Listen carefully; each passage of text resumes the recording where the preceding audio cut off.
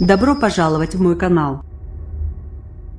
Éditorial. Pour sortir de l'impasse dans laquelle se trouvait le dossier de l'aéroport NDDL, Emmanuel Macron et Édouard Philippe ont procédé à une analyse coût-bénéfice approfondie.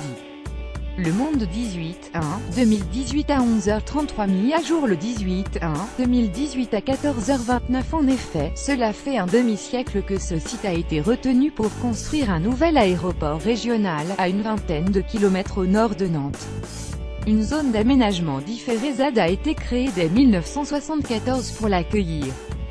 Mis en sommeil, le projet a été relancé en 2000 par le gouvernement Jospin et déclaré d'utilité publique en 2008 par le gouvernement Fillon.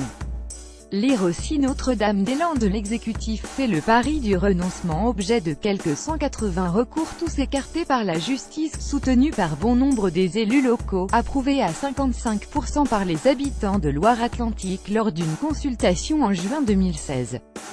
Cet aménagement se heurtait à une opposition virulente, quelques centaines de zadistes radicaux qui occupent les lieux depuis des années et des militants écologistes, mais pas seulement, qui jugeaient le futur aéroport surdimensionné, excessivement coûteux et nuisible pour l'environnement.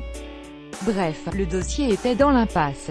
Pour en sortir, le gouvernement, Premier ministre en tête, a donc tranché, sur la base d'un rapport d'experts qui lui a été remis il y a un mois et après d'intenses consultations avec toutes les parties prenantes.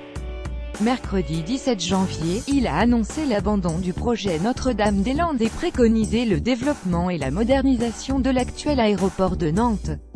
Qu'elle relève d'une réelle hésitation ou d'une soigneuse mise en scène, cette décision repose, en tout cas, sur une analyse coût-bénéfice approfondie. Coût politique. Les coûts possibles sont surtout politiques. Le candidat Macron avait dit, durant la campagne présidentielle, son intention de respecter le résultat de la consultation de 2016. Cela valait approbation du projet de nouvel aéroport. L'abandonner aujourd'hui revient à renier cet engagement et à bafouer la démocratie, martèle donc désormais la droite, trop heureuse de trouver enfin un angle d'attaque contre cet insaisissable président. Et pour faire bon poids, elle ajoute le défaut d'autorité de l'État qui a préféré capituler devant quelques zadistes, au détriment de l'intérêt général supposé. Quant aux élus locaux, largement favorables au projet, ils s'insurgent contre le mépris dont ils s'estiment victimes.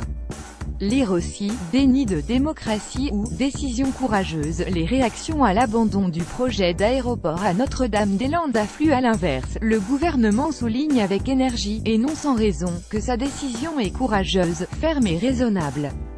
De fait, contrairement à ce qu'avaient fait ses prédécesseurs depuis des années, il a enfin tranché plutôt que de laisser pourrir davantage encore ce dossier.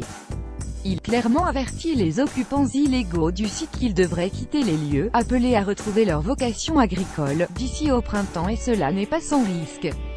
Il s'engage enfin à ouvrir rapidement le chantier du développement de l'aéroport existant pour répondre aux besoins de la région, et il ne doute pas que, passé leur frustration, les élus locaux s'y associeront. Lire aussi abandon de l'aéroport de Notre-Dame-des-Landes, et après. Sur un terrain aussi miné que le bocage nantais, l'atterrissage était périlleux. Il a été habilement maîtrisé.